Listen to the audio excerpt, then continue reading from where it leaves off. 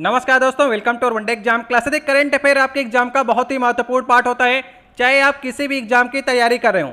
इसलिए आज हम आपको जनवरी 2020 से लेकर के अब तक के सबसे महत्वपूर्ण 50 करंट अफेयर के बारे में चर्चा करने जा रहे हैं। और आपका ये लक्ष्य होना चाहिए कि इन 50 महत्वपूर्ण प्रश्नों में से आपको कम से कम 35 प्रश्न और सही करने हैं। आने वाले सभी एग्जाम के लिए वेरी मोस्ट इंपॉर्टेंट क्वेश्चन है, इसलिए इन सभी प्रश्नों को आप लोग तैयार अवश्य कर लीजिएगा। ये देखिए हमारी 100 महत्वपूर्ण करंट अफेयर प्रश्नों की सीरीज है, जिसे हम लोग 2 पार्ट्स में करेंगे। 1 से लेकर 50 तक के जो भी प्रश्न होंगे उसे इस वीडियो में सॉल्व करेंगे। आप लोग पूरी ईमानदारी से बताइएगा कि इन 50 महत्वपूर्ण प्रश्नों में से आप लोगों ने कितने प्रश्न के सही जवाब दिए। आज का देखिए हमारा पहला प्रश्न है, हाल ही में भारतीय वायुसेना का कौन सा विमान सेना निवृत्त हो गया है, मतलब कि रिटायर हो गया है। पहले एक बार आप लोग को प्रयास करना है, MiG-21, मिराज 20, MiG-29 या फिर MiG-27। सही ऑप्शन होगा MiG-27। इसे कारगिल का हीरो भी कहा जाता है, याद रखेगा। MiG-27 को कारगिल का हीरो भी कहा जाता है क्योंकि 1999 की जो कारगिल की लड़ाई हुई थी उसमें इसकी महत्वपूर्ण भूमिका थी और लगभग 3 दशक तक इसने भारतीय वायुसेना की सेवा की है। इसे किस देश से लिया गया था? इसे रूस से लिया गया था और इसे क्या कहते हैं? कारगिल का हीरो कहते हैं MiG-27 को। आज का देखिए हमारा दूसरा प्रश्न है। वीडियो अगर आपको अच्छा लग रहा हो तो वीडियो को लाइक अवश्य कर दीजिएगा। अगर आप हमारे चैनल के माध्यम से पहली बार आ रहे हो तो नीचे आपको लाल रंग की सब्सक्राइब की बटन दिखेगी, उसे दबाकर लाल से काले कर दीजिएगा ताकि आने वाली वीडियो की नोटिफिकेशन आपके पास सबसे पहले पहुंच सके। दूसरा प्रश्न है, हाल ही में किस राज्य सरकार द्वारा ज्योतिराव फूले किसान ऋण माफी योजना की घोषणा की गई है? आंध्र प्रदेश, तेलंगाना, महाराष्ट्र या फिर हरियाणा की सरकार द्वारा? सही ऑप्शन होगा महाराष्ट्र की सरकार द्वारा। देखिए अभी महाराष्ट्र में चुनाव संपन्न हुए थे तो शिवसेना के उद्धव ठाकरे जी ने वादा किया था किसान ऋण माफी के लिए, जिसका पालन उन्होंने ज्योतिराव फूले किसान ऋण माफी योजना चला करके किया है। ज्योतिराव फूले एक समाज सेवी थे जिनका बिलोंग था पुणे से, ठीक है, याद रहेगा आपको। तीसरा नंबर प्रश्न है, निम्नलिखित में से किस स्थान पर भारत की पहली ट्रांसजेंडर यूनिवर्सिटी की स्थापना की गई है? वेरी मोस्ट इंपॉर्टेंट क्वेश्चन है, याद रखिएगा। भारत की पहली ट्रांसजेंडर यूनिवर्सिटी है, मतलब कि किन्नरों की यूनिवर्सिटी। 1 से लेकर के पोस्ट ग्रेजुएट तक इसमें किन्नर पढ़ सकते हैं, जो कि आपकी कुशीनगर उत्तर प्रदेश में खोली गई है, ठीक है, याद रहेगा। पहली ट्रांसजेंडर यूनिवर्सिटी है, पहली किन्नर यूनिवर्सिटी है। कहाँ से? 1 से लेकर आप पोस्ट ग्रेजुएट तक इसमें पढ़ सकते हैं। कुशीनगर का आपको नाम याद आ रहा है, यहीं पर बुद्ध जी ने अपने प्राण त्यागे थे, तो वहीं पर बनाई गई है पहली ट्रांसजेंडर यूनिवर्सिटी। आपको सारे प्रश्न जो हैं यहीं पर याद करते हुए चलना है। देखिए चौथा प्रश्न है, वर्नर फिलेंडर किस टीम के खिलाड़ी थे जिन्होंने हाल ही में अंतर्राष्ट्रीय क्रिकेट से संन्यास लेने की घोषणा की है? सही ऑप्शन होगा ये दक्षिण अफ्रीका के खिलाड़ी थे, ठीक है, याद रहेगा। अभी ढेर सारी खिलाड़ियों ने संन्यास लिया है, धीरे धीरे उन सब के नामों पर हम लोग चर्चा करेंगे। फिलेंडर का नाम था, दक्षिण अफ्रीका के खिलाड़ी थे। इसके बाद देखिए 5वां नंबर क्वेश्चन है, संयुक्त राष्ट्र द्वारा हाल ही में किसे इस दशक में विश्व की सबसे प्रसिद्ध किशोरी बताया गया है? चलिए बताइए, विश्व की सबसे प्रसिद्ध किशोरी किसे बताया गया है? सही ऑप्शन होगा मलाला यूसुफजई। देखिए जो इसमें चर्चा की गई थी 2010 से लेकर के 2013 तक के कार्यक्रमों की चर्चा की गई थी इस योजना में, जो चलाई गई विश्व की सबसे प्रसिद्ध किशोरी की योजना। उसमें 2010 से लेकर के 2013 तक के जो भी कार्यक्रम किए गए थे उसको शामिल किया गया था। और 2014 में मलाला यूसुफजई को क्या मिला था? नोबेल प्राइज ही मिला हुआ था, तो ठीक है, तो उसमें इनका नाम आ चुका है मलाला यूसुफजई का। तो 2010 से 13 तक की बात थी तो मलाला यूसुफजई का नाम आया। आने वाले समय में ग्रेटा थनबर्ग का भी नाम आएगा विश्व की प्रसिद्ध किशोरी में, लेकिन सबसे पहले मलाला यूसुफजई सही ऑप्शन है। इसके बाद 6वां नंबर क्वेश्चन है, हाल ही में किस देश ने एवनगार्ड हाइपरसोनिक मिसाइल सिस्टम को अपनी सेना में शामिल किया है? चलिए बताइए, एवनगार्ड हाइपरसोनिक मिसाइल सिस्टम को किस सेना में शामिल किया गया है? सही ऑप्शन होगा रूस ने शामिल किया है। एक हाइपरसोनिक मिसाइल है जिसकी रेंज कितनी है? 6000 किलोमीटर है और अंतिम समय पर ये अपने लक्ष्य में जाकर के भेज सकती है और अंतिम समय पर आप इसकी डायरेक्शन को चेंज कर सकते हैं और 2000 केजी का वजन भी लेकर के अपने अंदर जा सकती है।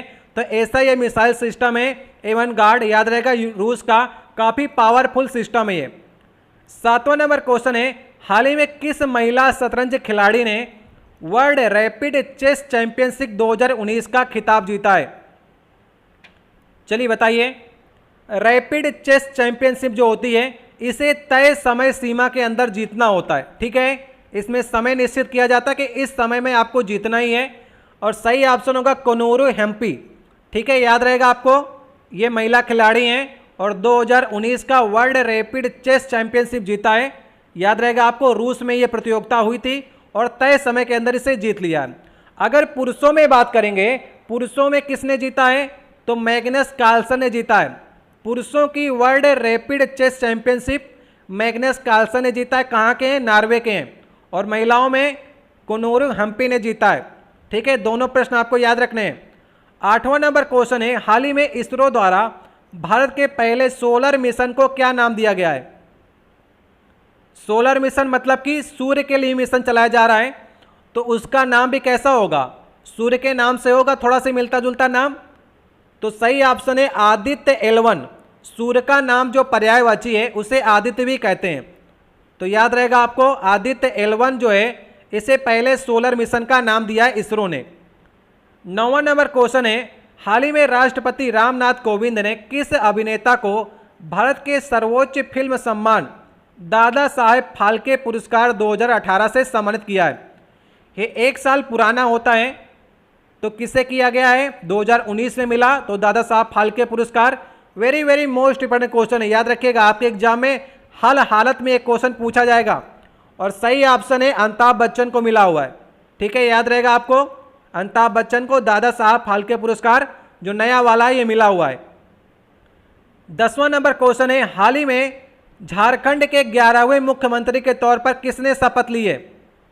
इंपॉर्टेंट क्वेश्चन है ये भी। जितने भी क्वेश्चन कराऊंगा सारे आपके एग्जाम में पूछे जाएंगे।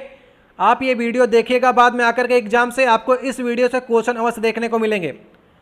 सही ऑप्शन होगा हेमंत सोरेन, याद रहेगा आपको।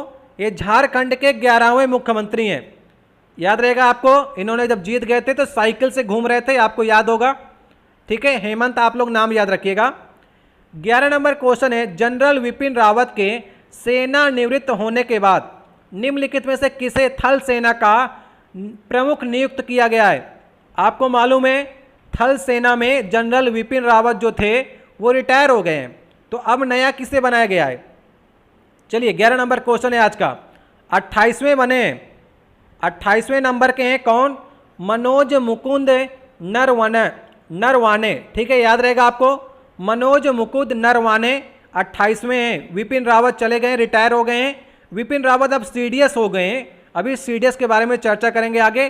तो माँ से मनोज और मुकुंद दोनों मामा आ रहा है, इसी प्रकार से आप लोग याद कर लीजिएगा, ठीक है। 28वें हैं।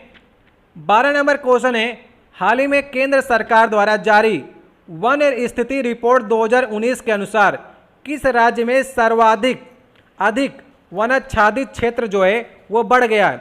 अभी देखिए वन रिपोर्ट आई है नई वाली 2019 की, तो उसमें सबसे ज़्यादा वनों का क्षेत्र जो बढ़ा है वो किस स्टेट में बढ़ा है? तो सही ऑप्शन है कर्नाटक में बढ़ा है। कर्नाटक में जो वन आच्छादित जो प्रदेश है वो बढ़ा है 1025 वर्ग किलोमीटर जो है वो क्षेत्र बढ़ चुका है, ठीक है, याद रहेगा आपको। अगर बात करेंगे सबसे ज़्यादा वन कहाँ पर है, तो सबसे ज़्यादा वन जो आवरण है वो MP में है, ठीक है। MP के बाद नंबर आता है अरुणाचल प्रदेश का, फिर छत्तीसगढ़ का, उड़ीसा का, महाराष्ट्र का, लेकिन सबसे ज़्यादा वन कहाँ पर है? MP में। और बढ़ोतरी किस में हुई है? कर्नाटक में सबसे ज़्यादा बढ़ोतरी हुई है। अगर बात करेंगे प्रतिशत में, तो प्रतिशत में सबसे ज़्यादा मिजोरम में वन है, 85% जो वन है पूरे क्षेत्र का वो मिजोरम में है। इसके बाद अरुणाचल प्रदेश, मेघालय, मणिपुर आपके आते हैं। तो सारा कुछ आप लोग इसी वीडियो से तैयार करने का प्रयास कीजिएगा। देखिए 13 नंबर क्वेश्चन है, हाल ही में महाराष्ट्र के उप मुख्यमंत्री का पद की शपथ किसने ली है? चलिए बताइए, उप मुख्यमंत्री कौन बने थे महाराष्ट्र के? सही ऑप्शन होगा अजीत पवार बने। और मुख्यमंत्री कौन बने थे? उद्धव ठाकरे बने थे, याद रखना है, ठीक है। 14 नंबर क्वेश्चन है, भारत के खिलाफ अपने टेस्ट क्रिकेट की शुरुआत करने वाले किस ऑस्ट्रेलियाई खिलाड़ी ने हाल ही में अंतर्राष्ट्रीय क्रिकेट से संन्यास लिया है? ढेर सारे खिलाड़ियों ने लिया है। आपको सारे खिलाड़ियों के धीरे धीरे नाम को याद करना है। ये ऑस्ट्रेलिया के खिलाड़ी हैं, क्या नाम है? पीटर सिडल नाम है। ठीक है, याद रहेगा आपको, पीटर सिडल जो कि बॉलर थे और इन्होंने संन्यास ले लिया है। 15 नंबर क्वेश्चन है, हाल ही में कौन अंतरिक्ष में सबसे लंबी अवधि मतलब कि 290 दिनों तक रहने वाली महिला अंतरिक्ष यात्री बन गई हैं? अभी तक जो रिकॉर्ड था वो 288 दिनों का था, उसको 290 दिनों में अंतरिक्ष में रह करके महिलाओं में तोड़ दिया है। याद रखना है, सही ऑप्शन होगा क्रिस्टीना कोच। कौन सा ऑप्शन सही है? दूसरा ऑप्शन सही है। इन्होंने 290 दिन तो उन्होंने तोड़ा ही तोड़ा, बाकी 290 दिनों से ज़्यादा 328 दिन ये रह करके आई हैं। याद रहेगा, 328 दिन रह करके आई हैं। 288 दिनों का रिकॉर्ड था, पेगी विस्टन के द्वारा रिकॉर्ड बनाया गया था, जिसे तोड़ दिया है क्रिस्टीना कोच ने। याद रहेगा ना आपको? ठीक है, चलिए 328 दिन का रिकॉर्ड बन चुका है महिलाओं में। देखिए 16 नंबर क्वेश्चन है, हाल ही में रक्षा मंत्रालय ने chief of defence staff CDS को किस वर्ष की अधिकतम आयु सीमा तक सेवा देने के नियमों में संशोधन किया है? जो सीडीएस होगा वो अधिकतम कितनी आयु सीमा तक अपनी सेवा को दे सकता है? सही ऑप्शन होगा 65 वर्ष, लास्ट ऑप्शन सही होगा। ठीक है, याद रखना है आपको। सीडीएस अभी 2019 में सीडीएस पद का सृजन किया गया है और नए सीडीएस अधिकारी कौन बने? जनरल विपिन रावत जो रिटायर हुए हैं ना थल सेना से, उन्हें सीडीएस बना दिया गया है और 65 वर्ष तक अपनी सेवाओं को देंगे। चीफ ऑफ डिफेंस स्टाफ हैं सीडीएस, कौन है? जनरल विपिन रावत है। याद रहेगा आपको कि 17 नंबर क्वेश्चन है, हाल ही में किस देश ने कोरल रीफ को प्रदूषित होने से बचाने के लिए सनस्क्रीन पर प्रतिबंध लगाने की घोषणा की है?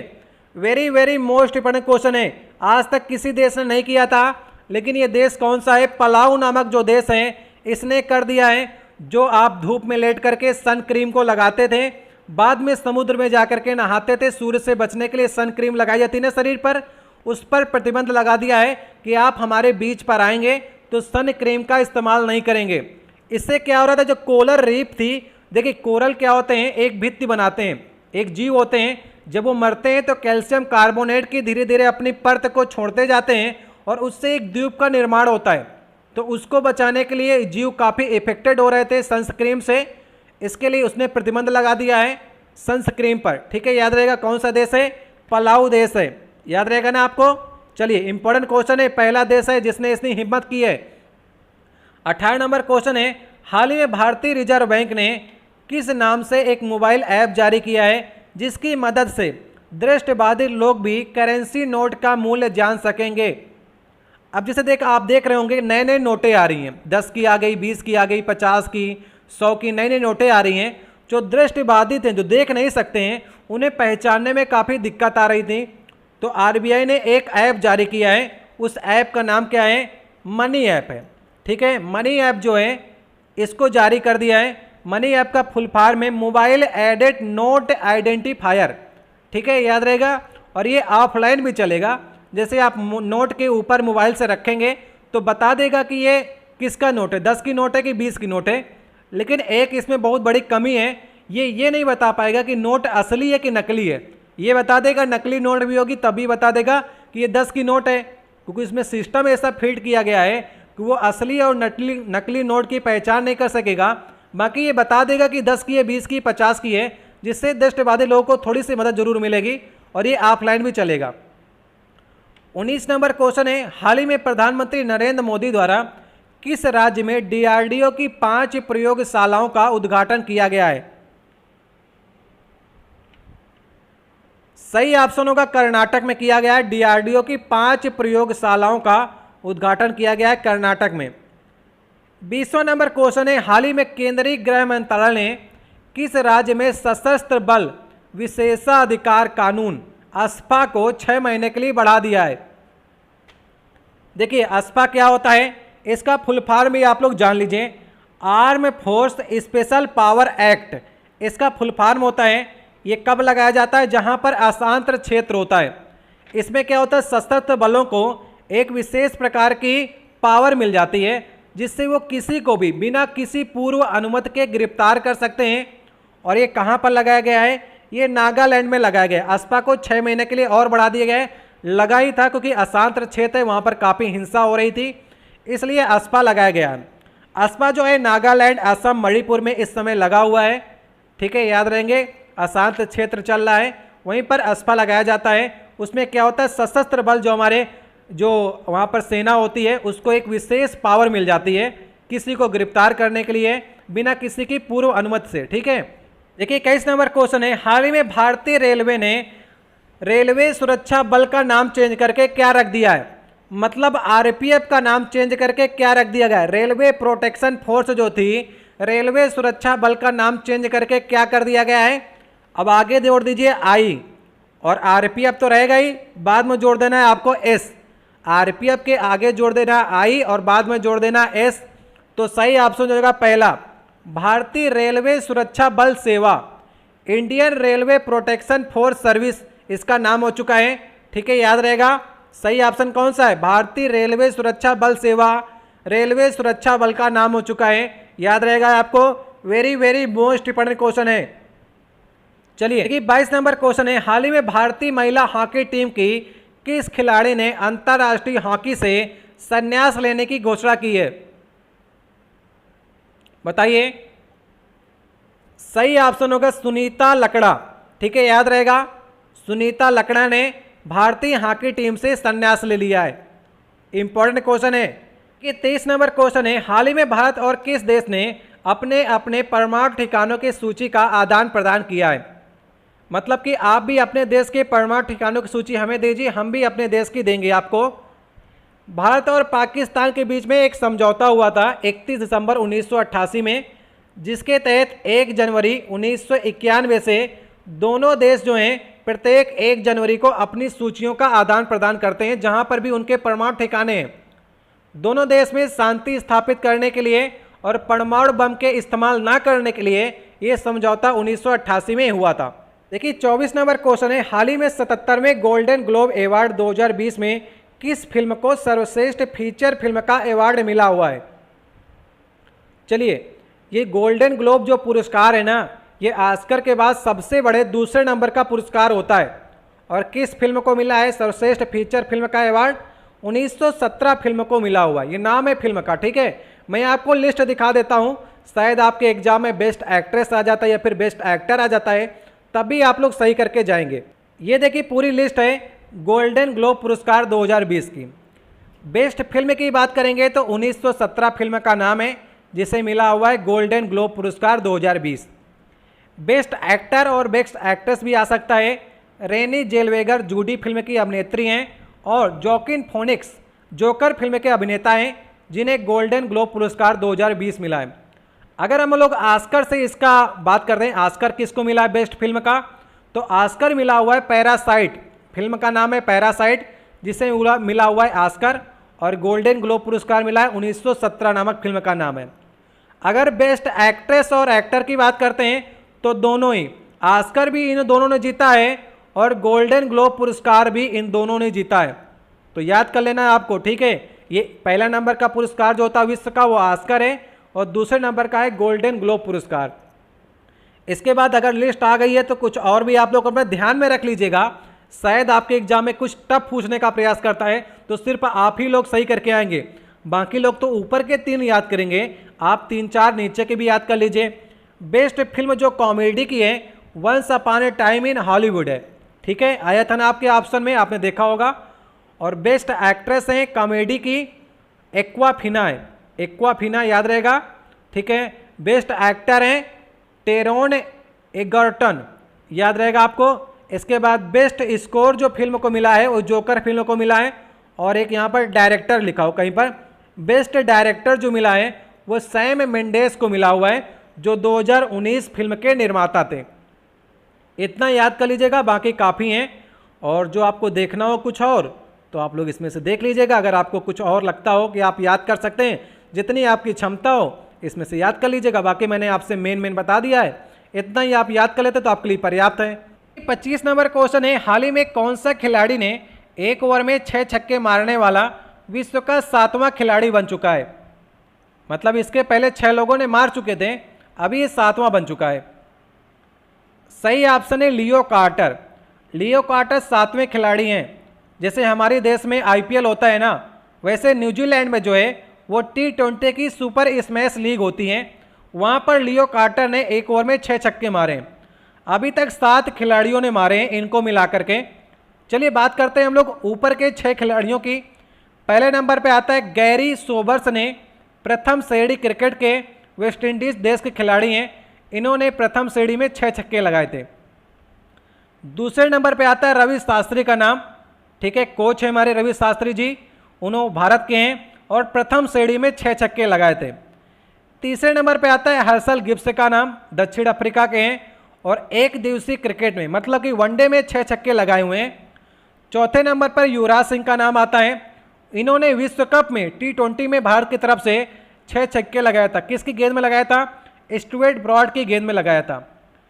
पांचवें नंबर पे आते हैं रॉस विटाली, इंग्लैंड के हैं, T20 में 6 छक्के लगाए थे। छठवें नंबर पे आते हैं हजरतुल्ला जजई, ये अफगानिस्तान के खिलाड़ी हैं, T20 में 6 छक्के लगाए थे। इसके बाद सातवें नंबर पे आते हैं लियो कार्टर, न्यूजीलैंड के हैं, T20 में 6 छक्के लगाए। ठीक है, याद रखिएगा, शायद 2-3 भी आपको याद हो जाते तो बहुत है आपके लिए। 26 नंबर क्वेश्चन है, प्रतिवर्ष किस दिन अंतर्राष्ट्रीय ब्रेल दिवस मनाया जाता है? चलिए बताइए, 26 नंबर क्वेश्चन है आज का। सही ऑप्शन है 4 जनवरी को 2019 से मनाना स्टार्ट हुआ था और ये सेकेंड अंतर्राष्ट्रीय ब्रेल दिवस होगा। किसके जन्मदिन पर बनाया जाता है? लुइस ब्रेल के जन्मदिन पर बनाया जाता है। इन्होंने जो आपके दृष्टिवादी छात्र होते हैं उनके पढ़ने के लिए ब्रेल लिपि जो बनाई थी वो लुइस ब्रेल ने बनाई थी, जिससे आप देखते होंगे अंगुली रख रख करके पढ़ने का प्रयास करते हैं ना, जो दृष्टिबाधित लोग होते हैं ना, पहचानने का प्रयास करते हैं। वो लिपि जो है वो लुइस ब्रेल ने बनाई थी, जिसके कारण से 4 जनवरी को, प्रत्येक 4 जनवरी को अंतर्राष्ट्रीय ब्रेल दिवस मनाया जाएगा। अब आपका 27 नंबर क्वेश्चन है, हाल ही में किस भारतीय ऑलराउंडर ने क्रिकेट के सारे प्रारूपों से संन्यास लेने की घोषणा की है? तो इरफान पठान ने सभी प्रारूपों से संन्यास ले लिया है।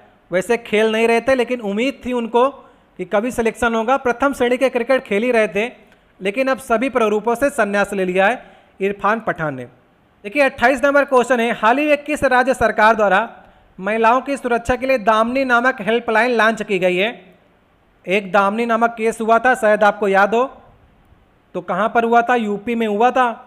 तो यूपी में ये हेल्पलाइन लॉन्च की गई है। जो महिलाएं यूपी की हों इस नंबर को नोट कर लीजिए, 81142, ठीक है, 81142 है। इसके बाद 5 जो हैं वो 7 है, ठीक है, 10 नंबर हो गए ना, 5 7 है लास्ट में, 81142 है। ये हेल्पलाइन नंबर जो है ये आपको जो बसें हैं उसमें लिखा हुआ मिल सकता है। नहीं लिखा हुआ मिला तो इसे आप लोग नोट डाउन कर लीजिएगा। अगर आपके साथ कुछ गलत होता है, कोई आपको शिकायत दर्ज करानी है, यूपी परिवहन निगम विभाग के अंतर्गत कोई आपको दिक्कत होती है बसों में, तो आप इस नंबर पर कांटेक्ट कर सकते हैं। यूपी की सेवा ये। इसके बाद 29 नंबर क्वेश्चन है, हाल ही में किस वैज्ञानिक को इंदिरा गांधी पुरस्कार 2020 से सम्मानित किया गया है? चलिए बताइए कि इंदिरा गांधी वैज्ञानिक पुरस्कार किसे मिला हुआ है? सही ऑप्शन है आर रामानुजम को मिला हुआ है। विज्ञान क्षेत्र में कंप्यूटर के वैज्ञानिक हैं आर रामानुजम, जिन्हें इंदिरा गांधी पुरस्कार 2020 मिला हुआ है। आप बता सकते हैं इंदिरा गांधी शांति पुरस्कार किसे मिला हुआ है? इंदिरा गांधी शांति पुरस्कार जो मिला है वो एटनबरो को मिला है। 25 लाख रुपए इसमें मिलते हैं इंदिरा गांधी शांति पुरस्कार के लिए। यूके के हैं एटनबरो। इंदिरा गांधी शांति पुरस्कार एटनबरो को मिला है और इंदिरा गांधी जो वैज्ञानिक का पुरस्कार है वो आर रामानुजम को मिला हुआ है। ठीक है।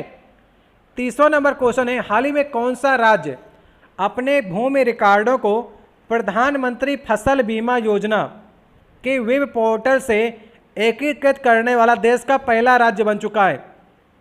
इंपॉर्टेंट क्वेश्चन है, वेरी वेरी। पहला जहां पर जो राज्य बनेगा, पहला देश जो बनेगा, वो क्वेश्चन काफ़ी इंपॉर्टेंट हो जाता है। प्रधानमंत्री फसल बीमा योजना में अपने जो भूमि का रिकॉर्ड था उसको दर्ज करा करके जो फसल बीमा योजना को पाने के लिए सबसे बड़ा प्रयास किया है महाराष्ट्र की सरकार ने। सही ऑप्शन होगा लास्ट वाला ऑप्शन। 31 नंबर क्वेश्चन है, तमिलनाडु विधानसभा के पूर्व अध्यक्ष अन्ना मुद्रा के किस नेता का हाल ही में निधन हो गया है?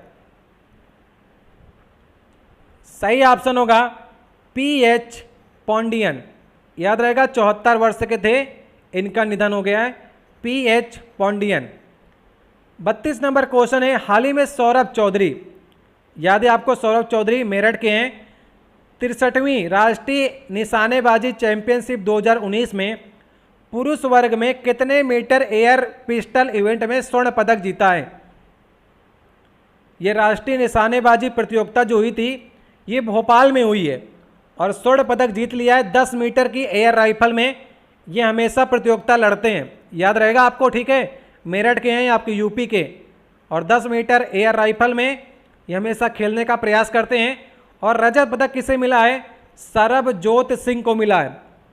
स्वर्ण पदक मिला है सौरभ चौधरी को, रजत पदक मिला है सरबजोत सिंह को, कांस्य पदक मिला है अभिषेक वर्मा को। नाम याद रखे, कभी कभी आपसे पूछ लेता है कौन सा खिलाड़ी जो है वो निशानेबाजी संबंधित नहीं है, तो नाम भी आपको मालूम होना चाहिए कि अभिषेक वर्मा किससे संबंधित हैं, निशानेबाज हैं, सौरभ चौधरी निशानेबाज हैं, सरबजोत सिंह जिन्होंने रजत पदक जीता है वो भी निशानेबाजी हैं। 33 नंबर क्वेश्चन है, हाल ही में देश में टीकाकरण को बढ़ावा देने के लिए केंद्र सरकार ने किस मिशन को लॉन्च किया है? ठीक है, पहले ये मिशन चलाया जा चुका था, इसलिए अब चलाया जा रहा है इंद्रधनुष 2.0।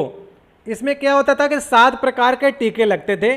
जिस प्रकार से इंद्रधनुष में 7 रंग होते हैं ना, उसी प्रकार से फिर से भारत सरकार ने दूसरा मिशन चालू किया है। जो 2 साल के कम बच्चे होते हैं, 2 वर्ष से कम के बच्चों को टीका लगता है ना, तो उसी के लिए इंद्रधनुष 2.2 चालू किया गया है। इसमें क्या होगा, जैसे कि जो बीमारियां होती हैं, पोलियो होता है आपका, खसरा होता है, रूबेला होता है, रोटा वायरस, डिप्थीरिया, टिटनेस, काली खांसी, टीबी, निमोनिया, जापानी इन्फ्लुएंजा, तो इनके लिए जो टीके लगते हैं 2 साल के अंतर्गत, कुछ माता को लगते हैं, कुछ बच्चों को लगते हैं। ये सारे टीके जो हैं इंद्रधनुष 2.0 या फिर 2.0 के अंतर्गत केंद्र सरकार ने इसे चालू किया हुआ है। ये 34 नंबर क्वेश्चन है, हाल ही में ईरान ने किस देश की सेना को आतंकवादी घोषित कर दिया है? ईरान को काफी परेशान किया था अमेरिका ने, इस कारण से अमेरिका की सेना को ईरान ने आतंकवादी घोषित कर दिया है। इंपॉर्टेंट क्वेश्चन है, very very most important question, याद कर लीजिएगा इसे। 35 नंबर क्वेश्चन है, हाल ही में उत्तर प्रदेश सरकार ने किस शहर में 234 करोड़ रुपए की लागत से शहीद अशफाक उल्लाह खां के नाम पर एक चिड़ियाघर का निर्माण करने की घोषणा की है? बता सकते हैं आप लोग? सही ऑप्शन है गोरखपुर। जो गोरखपुर के निवासी होंगे, यूपी के निवासी, गोरखपुर जो क्षेत्र है योगी आदित्यनाथ का क्षेत्र है ना, तो वहीं पर निर्माण होगा, अशफाक उल्लाह खां के नाम पर एक चिड़ियाघर बनेगा। तो याद हो जाएगा आप लोग के लिए। अशफाक उल्लाह का पहले ऐसे भारतीय मुसलमान क्रांतिकारी थे जो फांसी पर चढ़े थे, तो पहले अगर मुसलमान का नाम आएगा तो अशफाक उल्लाह खां थे जो भारतीय स्वतंत्रता के लिए फांसी पर चढ़ गए थे, उन्हीं के नाम से अब गोरखपुर में चिड़ियाघर बनेगा। अच्छी बात है, याद कर लीजिएगा, इंपॉर्टेंट क्वेश्चन है।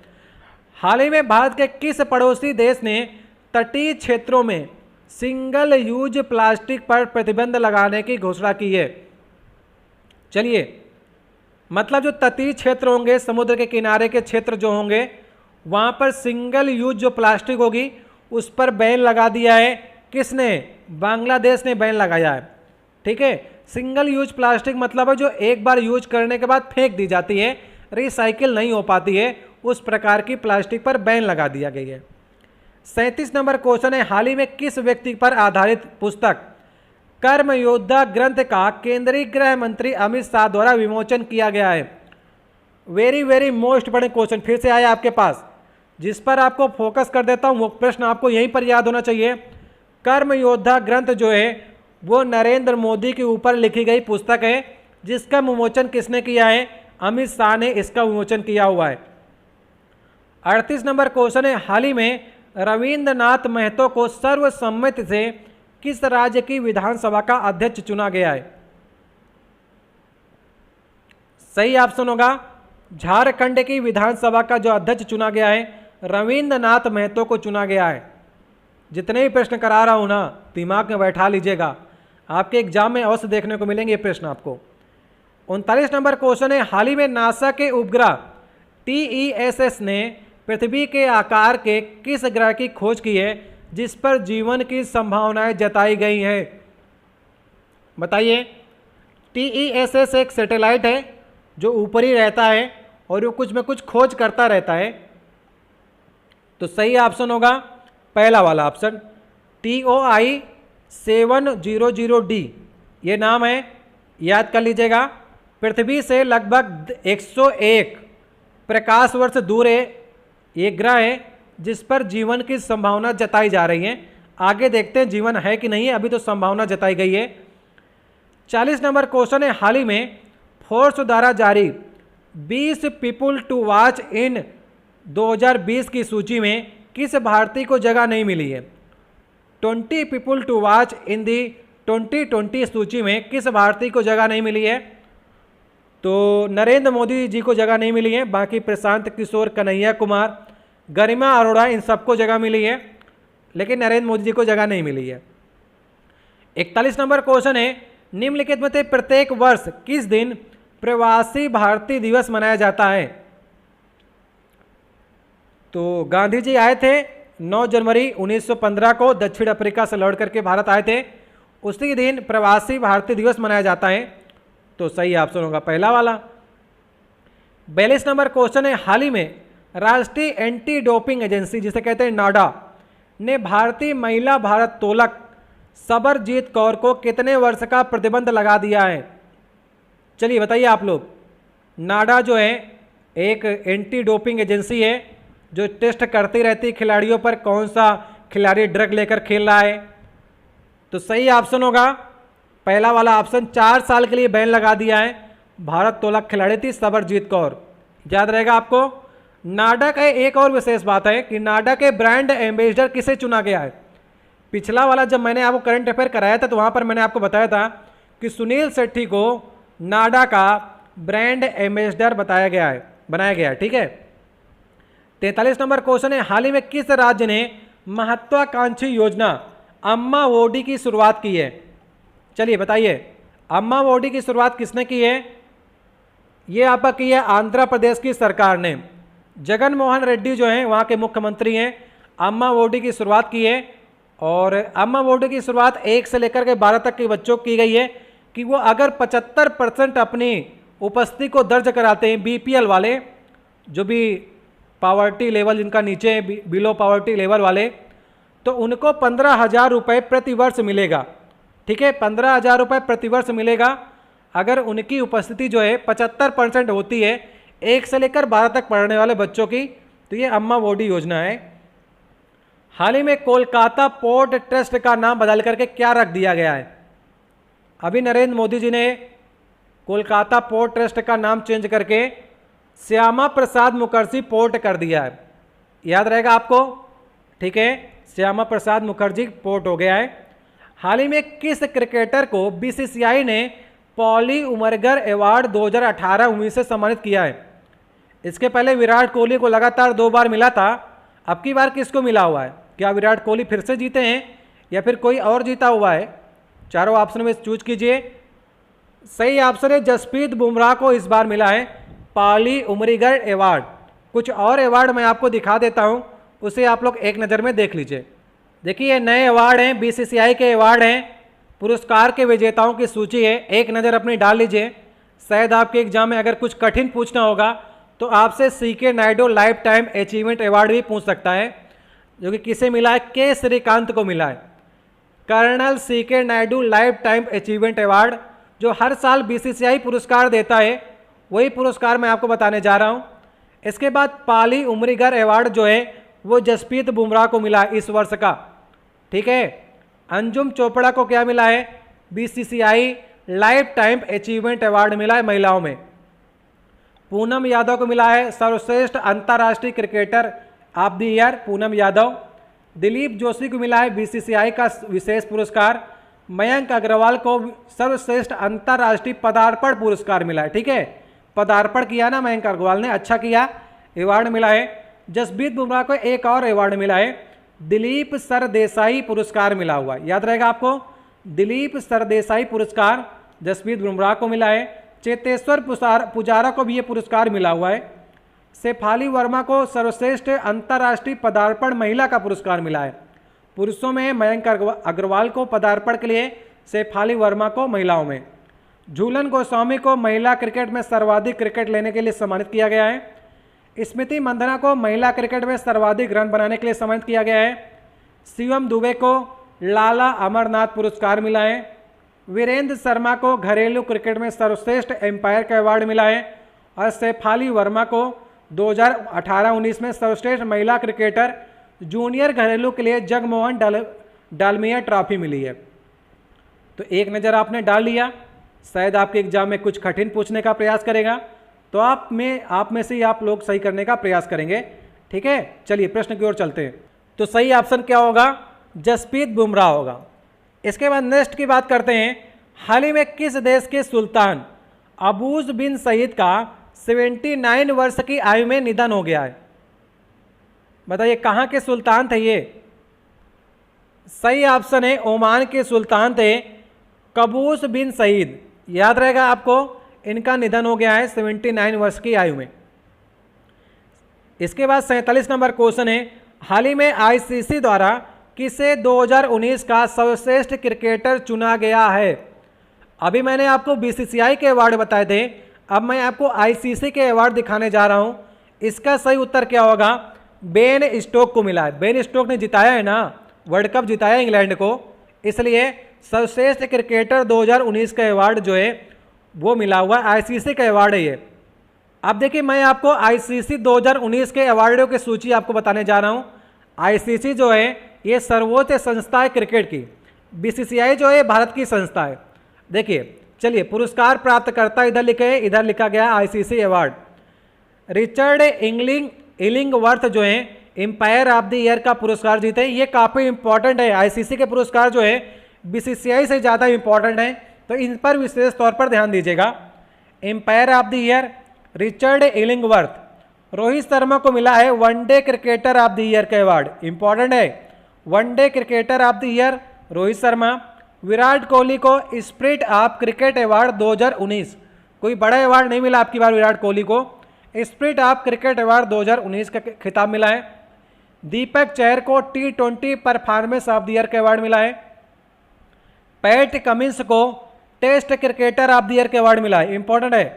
पैट कमिंस ऑस्ट्रेलिया के हैं, test cricketer of the year का अवार्ड मिला है। इसके बाद emerging cricket of the year का अवार्ड मिला है मार्नस लॉबुसेन को, ऑस्ट्रेलिया के हैं। Associate cricketer of the year का अवार्ड मिला है काइल कोएक्जर को, ठीक है, स्कॉटलैंड के हैं। और सबसे मेन, अभी तक का सबसे मेन, सबसे बड़ा अवार्ड जो है सर गारफील्ड सोबर्स ट्रॉफी, ये बेन स्टोक को मिला है। ठीक है, तो याद रहेगा सर्वश्रेष्ठ क्रिकेटर ऑफ द ईयर का अवार्ड है बेन स्टोक को, और सबसे बड़ी ट्रॉफी जो है सर गारफील्ड सोबर्स ट्रॉफी है जो कि बेन स्टोक को मिली हुई है। देखिए 48 नंबर क्वेश्चन है, हाल ही में किसे केंद्रीय रिजर्व पुलिस बल मतलब सीआरपीएफ का नया महानिदेशक बनाया गया है? इंपॉर्टेंट क्वेश्चन है, very very most important question. CRPF का नया महानिदेशक कौन बना है? सही ऑप्शन होगा एपी महेश्वरी। एपी महेश्वरी जो हैं वो सीआरपीएफ के नए महानिदेशक हैं। 49 नंबर क्वेश्चन है, हाल ही में भारत के स्टैच्यू ऑफ यूनिटी को संघाई सहयोग संगठन मतलब एससीओ ने कितने अजूबों में शामिल किया है? ये संघाई सहयोग संगठन जो है चीन का है, जो अजूबों में शामिल करता है। जो स्टैच्यू ऑफ यूनिटी जो है ना आपकी सरदार पटेल जी की जो मूर्ति बनाई गई गुजरात में, उसको शामिल कर लिया है। 8 अजूबों में एक स्थान जो मिला है स्टैच्यू ऑफ यूनिटी को भी मिला हुआ है। ये देखिए 8 की लिस्ट मैं आपको दिखाने जा रहा हूँ। संघाई सहयोग संगठन के 8 अजूबों की लिस्ट है। पहली लिस्ट में आता है नाम स्टैच्यू ऑफ यूनिटी जो कि भारत की है। दामिंग पैलेस चीन की है, दूसरे नंबर पर है, अजूबे हैं विश्व के। इसके बाद नौरूज पैलेस तजाकिस्तान का है। मुगल विरासत पाकिस्तान की। तमगली गार्ज कजाकिस्तान की। पोई ई कलान कॉम्प्लेक्स जो है उज्बेकिस्तान का है। दी गोल्डन रिंग रूस का है। इसिक कुल झील जो है ये किर्गिस्तान की है। ये टोटल 8 जो थे ये शामिल किए संघाई सहयोग संगठन ने 8 अजूबों में शामिल किया इनको। एक बार नज़र डाल लीजिए, शायद आपके एग्जाम में कुछ अलग पूछता है तो सिर्फ आप ही लोग इसे सही कर पाएंगे। आज का देखिए हमारा लास्ट नंबर क्वेश्चन होगा, आज का 50 नंबर क्वेश्चन है। अभी हम लोग 50 तक क्वेश्चन करेंगे। इस सीरीज में और भी 50 क्वेश्चन जो हैं वो हम लोग नेक्स्ट सीरीज में करने का प्रयास करेंगे। निम्नलिखित में से किस दिन भारतीय सेना दिवस मनाया जाता है? चलिए बताइए, भारतीय सेना दिवस कब मनाया जाता है? सही ऑप्शन होगा 15 जनवरी को मनाया जाता है। Field marshal KM. करियप्पा के सम्मान में भारतीय सेना दिवस जो है वो 15 जनवरी को मनाया जाता है। ये हमारे 50 महत्वपूर्ण करंट अफेयर के प्रश्न थे और ये 2020 के लेटेस्ट क्वेश्चन थे जिनको आपको याद करना ही पड़ेगा। ये सारे प्रश्न मैंने जो कराए हैं very very most important question है। इसके 50 प्रश्नों के सीरीज जो बाकी बचे हैं, 100 प्रश्न थे इसमें, तो 50 करा दिए गए। 50 नेक्स्ट आपको 1-2 दिन में प्राप्त हो जाएंगे। फिर आपको इसकी PDF भी टेलीग्राम चैनल पर भेज दी जाएगी, वहाँ पर से आप लोग इन सारे प्रश्नों को तैयार कर सकते हैं। चलिए 2 प्रश्न मैं आपसे पूछने का प्रयास करता हूँ, उस बारे में आप लोग बताइएगा। चलिए देखिए, हमारा पहला क्वेश्चन है, ये आपको अगली सीरीज में इसका आंसर मिलेगा, ठीक है। हाल ही में जारी हेनले पासपोर्ट इंडेक्स में भारतीय पासपोर्ट को कौन सा स्थान मिला है? 4 ऑप्शन है, रैंकिंग बताइएगा। भारतीय पासपोर्ट को कौन सी रैंकिंग मिली है हेनले पासपोर्ट इंडेक्स जो आया है, और पहले नंबर पर किसका पासपोर्ट माना जाता है? कमेंट बॉक्स में इन दोनों प्रश्नों को उत्तर देने का प्रयास कीजिएगा। नेक्स्ट वाला सेट आएगा ना, 51 से लेकर के 100 तक प्रश्न कराएंगे, तो ये 55 नंबर क्वेश्चन वहीं पर आपको मिलेगा, तब विस्तार से इसकी चर्चा करेंगे। अभी आप लोग बताने का प्रयास कीजिएगा। चलिए देखिए, एक क्वेश्चन और है, हाल ही में किस राज्य ने विधान परिषद को समाप्त करने का प्रस्ताव जो है वो सर्वसम्मत से पारित कर दिया है? देखिए, मैंने आपको बताया था कहीं कहीं पर विधानसभा भी है और विधान परिषद भी है, तो कहाँ की विधान परिषद ने अपने यहाँ जो विधान परिषद थी उसे समाप्त कर दिया है, मतलब कि अब सिर्फ वहाँ पर विधानसभा ही रहेगी, विधान परिषद नहीं रहेगी। बिहार, कर्नाटक, तमिलनाडु, आंध्र प्रदेश, ये 4 ऑप्शन हैं। पहले एक बार आप लोग बता सकते हैं, नेक्स्ट वाला वीडियो आएगा तो वहाँ पर चर्चा करेंगे विस्तार से। इन 50 महत्वपूर्ण प्रश्नों में से आप लोगों ने कितने प्रश्न के सही सही जवाब दिए हैं? मेरी आशा है कम से कम आपको 35 प्रश्न और सही करने थे, क्योंकि ऐसे प्रश्न थे जो आप जनवरी से पढ़ते चले आ रहे होंगे, इंपॉर्टेंट क्वेश्चन थे, इसलिए आशा करते हैं कम से कम आप लोग 35 प्रश्न और सही करे होंगे। अगर कम किए हों, 30 से कम किए हों, तो थोड़ा से करंट अफेयर पर फोकस कीजिए और लगातार करंट अफेयर पढ़ने का प्रयास किया करिए। कम से कम आपको 30 तो सही करने हैं और 35 तो सही करने का प्रयास कीजिएगा, जो कि अच्छे स्टूडेंट हो, ठीक है। जितना भी आपका स्कोर हुआ हो कमेंट बॉक्स में लिखने का प्रयास कीजिएगा। इसकी PDF आपको टेलीग्राम चैनल पर दे देंगे। जब 100 प्रश्न कंप्लीट हो जाएंगे, अभी नेक्स्ट वाला वीडियो भी कराएंगे 1-2 दिन में, उससे कंप्लीट हो जाएंगे सारे क्वेश्चन, और सभी के सभी क्वेश्चन आपको तैयार करने हैं, क्योंकि very very most important question है आपके आने वाले एग्जाम के लिए। चलिए, वीडियो अच्छा लगा हो तो वीडियो को लाइक कीजिएगा, प्रश्न अच्छे लगे हो तो वीडियो को लाइक कीजिएगा, और चैनल पर नए हो तो नीचे आपको लाल अंक की सब्सक्राइब के बटन दिखेगी, उसे दबाकर लाल से काली कर दीजिएगा, ताकि आने वाली वीडियो की नोटिफिकेशन आपके पास सबसे पहले पहुंच सके। मिलते हैं आपसे नेक्स्ट वीडियो में, बहुत बहुत धन्यवाद।